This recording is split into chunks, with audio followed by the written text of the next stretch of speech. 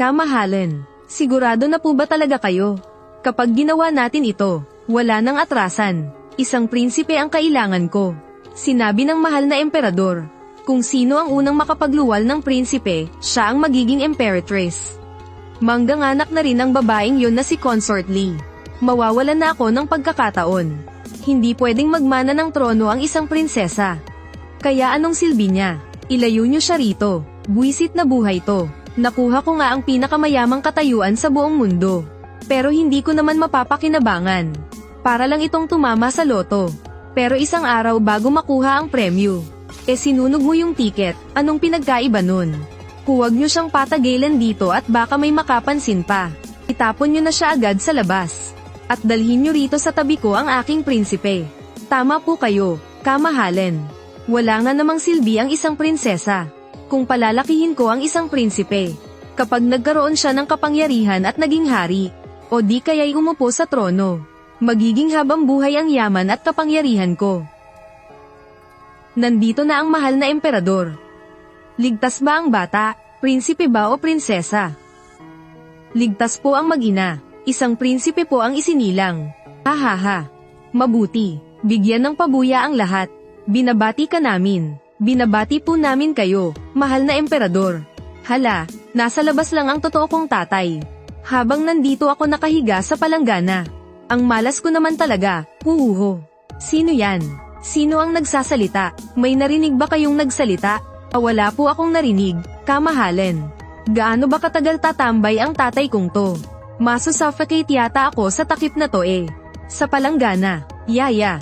Papatayin sa sakal. Uwa, uwa. Ang hina naman ng kamay ng matandang hakluban na to. Pwede bang ayusin mo naman ang paghawak?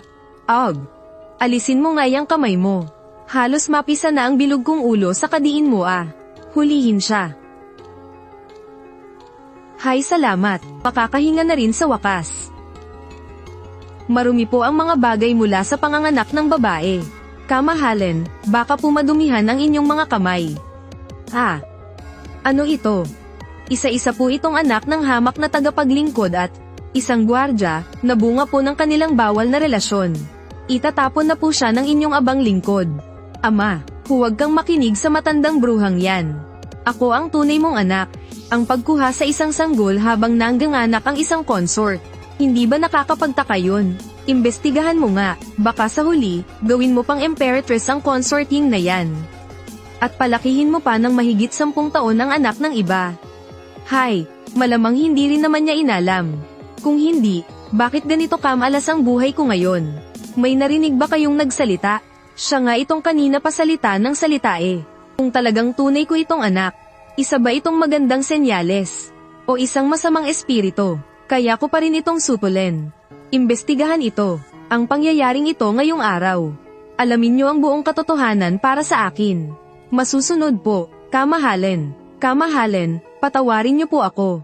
Patawad po, karapat-dapat po sa matinding parusa ang inyong abang lingkod. Nasaan ang gwardiyang kinasabwat mo? Mahal na mahal ko po siya. Hinding-hindi ko po siya ipagkakanulo. Kahit patayin o parusahan niyo pa ako. Nakasalalay po sa kamahalan at sa aking Panginoon ang aking parusa. Nangako ang taong bumili sa iyo. Na ililigtas niya ang pamilya mo, di ba? Sayang nga lang, hindi na sila may iligtas. Isang abang tagapaglingkod na naghasik ng kahalayan sa palasyo. Hindi naman naabot sa parusang kamatayan ang buong angkan mo. Pero sisimulan ko ang batas na yan ngayon mismo. Kaya pala siya ang kinatatakutang malupit na hari sa libro eh. Ang galing talaga niyang gumawa ng paraan. Batang walang utang na loob. Para kanino ko ba ginagawa to? Kung sasabihin ko po ang totoo, maipapangako niyo po bang hindi papatayin ang pamilya ko? Ikaw lang ang mamamatay. Tumahimik ka, kamahalan. Paiba-iba po ang sinasabi ng utosang ito. Hindi po kayo dapat maniwala sa mga salita niya. Kung maniniwala ako o hindi, ako lang ang magpapasya niyan. Hayaan mo muna siyang tapusin ang sasabihin niya. Kailanman po ay hindi ako nagdalang tao. Ang sanggol na ito po ay anak ng aking Panginoon. Kung hindi po kayo naniniwala, kamahalan, pwede po ninyong ipatawag ang manggagamot para suriin ako. Ang tanga-tanga talaga ni Consort Ying. Kung gusto niya pala ng anak na lalaki, sana sinabi na lang niyang kambal na lalaki at babae ang anak niya. Ligtas na nga, swerte pa pakinggan. Hay nako, tignan mo ang gulong ginawa niya. Dapat ba kitang purihin dahil sa sobrang talino mo? Pagbati po, kamahalan. Totoo nga pong hindi kailanman nagdalang tao ang babaeng ito. Consort Ying, may idadahilan ka pa ba? Nawala lang po ako sa katinoan ko, kamahalan. Maawa na po kayo. Alang-alang na lang po sa isinilang kong prinsesa. At dahil wala naman pong malaking pinsalang nangyari, patawarin niyo na po ako kahit ngayon lang. Nakakatawa. Anong walang malaking pinsala? Ang tindi kaya ng hirap na dinanas ko. Hindi pa ba malaking pinsala yun? Ang anak kong babae ay dapat maging pinakamataas at kagalang-galang na babae sa buong mundo. Mga kawal, tanggalan ng titulo si Consort Ying at gawin siyang isang hamak na mamamayan. Itapon siya sa malamig na palasyo. Kamahalan, huwag po kayong maging ganito kalupit. Kapapanganak pa lang po ng munting prinsesa. Kailangan niya ang tunay niyang ina, kamahalan. Dahil lang inaalala ko ang paghihirap mong isilang siya. Kaya hinayaan pa kitang mabuhay. Kung hindi, sisiguraduhin kong ipapatikim ko sa iyo ang pinakamatinding dusa. Ilayo niyo na iyan. Lahat ng kasabwat, itapon sa piitan. Bigyan ng pinakamabigat na parusa. Ang lalaking ito talaga, sa libro, siya yung nagkagusto sa akin. Tapos kung ano-anong pagpapahirap ang ginawa sa akin. Nagsisilang noong patay na ako. At pinahirapan pa niya ang anak ko. Pag-iisipan ko kung anong dapat gawin sa batang iyon. Amang hari, gawin siyang yunuko sa palasyo. Para pagsilbihan ako habang buhay. Hey, ang bait namang bata. Sige nga, tawagin mo akong amang hari. Ha, wala pa nga akong isang araw na naipapanganak. Pinapasalita mo na agad ako. Nasira na ba yung ulo mo? Gutom na ko. Oo nga pala. Wala pa palang kinakain ng anak ko mula nang ipanganak siya.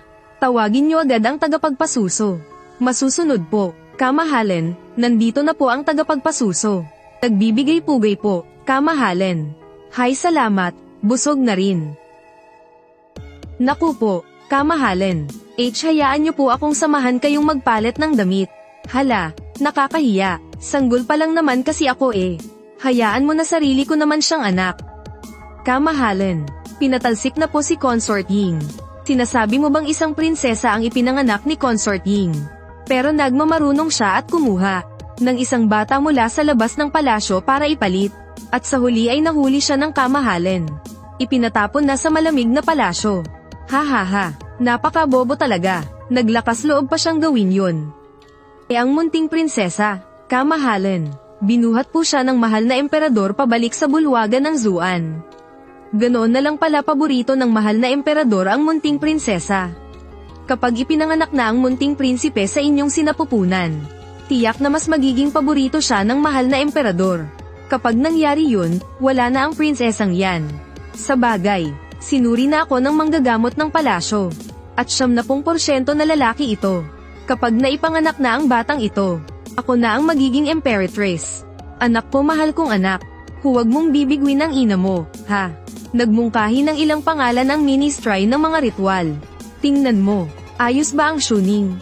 Pangit pakinggan. Ang Jingshu, masyado namang karaniwan.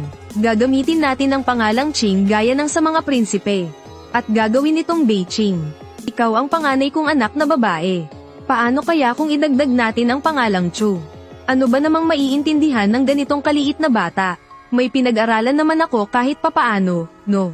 Pwede na yan sa pandinig ko, yan na lang. Sabi po ng manggagamot, mangganganak na daw ang kamahalang Li. Hala, ipapanganak na ang bidang lalaki. Bidang lalaki? Ano ang bidang lalaki? Siya yung batang uupo sa trono balang araw. At tuluyang wawasak sa bansa natin. Anong gagawin ko? Paano na to? Kahit na nailigtas ako ngayon, paniguradong matitigok pa rin ako sa hinaharap. Paano kaya kung mag-ipon na lang ako ng maraming pilak? Para makatakas ako bago pa umupo sa trono ang bagong hari. Ano? Ang batang ito sisirain niya ang aking imperyo. Hindi lang ang unang prinsipe na ipinalit ni Consort Ying. Ang hindi niya tunay na anak. Pati ang ikalawang prinsipe na isinilang ni Consort Li ay anak din ng iba. Dalawang tagapagmana ang buong ingat niyang pinalaki. Pero parehong hindi sa kanya. Nakakatawa talaga. Buong buhay akong nagpakapagod. Ginawa ang lahat para pamunuan ang imperyo. Sa huli, nag-alaga lang pala ako ng mga anak ng iba. At ang malala pa, pati ang imperyo ko, sinira nila. Pinagtaksilan pala ako ng malala. Ay inaantok ako. Nalaman kaya ng kamahalan ang tunay na pinagmulan ng anak ko. Kung hindi, bakit hindi niya paborito ang panganay? Hindi ba't pangarap ng kamahalan ang magkaroon ng anak na lalaki? Mahal na consort, nahihirapan na ba kayong mag-isip ng maayos matapos manganak? May mga tainga ang dingding. Paanong magkakaroon ng problema sa pinagmulan ng munting prinsipe? Kumalma lang po kayo. Kilala niyo ang ugali ng kamahalan. Kung talagang nagdududa siya, nakaupo pa kaya tayo rito sa palasyo ng ganito kaayos? Bakit hindi siya pumunta rito? Si Consort Ying, prinsesa lang ang isinilang.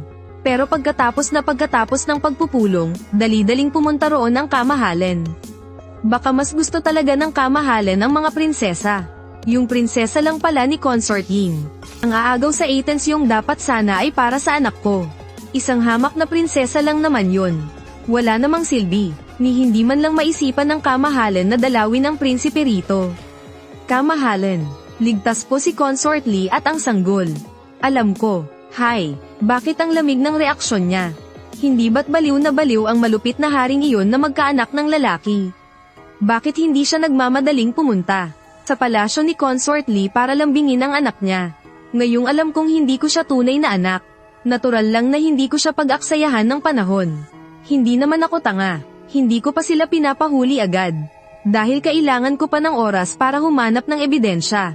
Kamahalan. Nandito po si Consort Lin upang magbigay pugay. Consort Lin kakaiba rin ang isang to.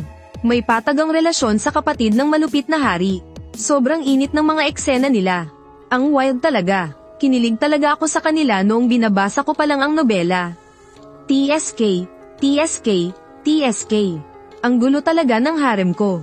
Huwag mong sabihin, may ginawa rin bang kataksilan sa akin ang Consort Lin na yan? At kasama pa ang isa sa mga kapatid ko. Nagbibigay pugay po sa kamahalan. Ang inyong abang lingkod ay nagbibigay galang, mahal na hari.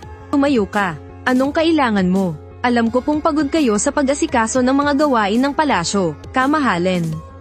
Kaya naghanda po ako ng kaunting lotus cake para sa inyo. Kamahalan na parusahan po si Consort Ying. Napakabata pa po ng munting prinsesa para mawalan ng ina. Ako po ang may pinakamataas na katayuan ngayon sa harem. Kaya ako po ang pinaka-nararapat na magpalaki sa munting prinsesa. Kapag nakuha kong palakihin ang prinsesa, tiyak na hindi na mawawala ang pabor sa akin ng hari. Tsaka, kung hahanapan man ng panibagong ina ang prinsesa, wala nang iba pang mas babagay kundi ako lang. Hindi na kailangan. Ako na mismo ang magpapalaki sa munting prinsesa. Espesyal ang anak kong ito. Kailangan ko siyang laging kasama para marinig ang nasa isip niya. At malaman ang mga kakaibang mangyayari sa hinaharap. Pero, mahal na hari, sa buong kasaysayan po natin, kailan pa nagkaroon ng hari na siya mismong nagpalaki sa sarili niyang anak? Laging may nauuna sa lahat ng bagay. At ako ang magiging kauna-unahan. Paano na ako? Ano pang mapapala ko rito? May kailangan ka pa ba? Kung wala na, makakaalis ka na. May sandamakmak pa akong mga papeles na kailangang asikasuhin. Si tatay na mismo ang mag-aalaga sa akin.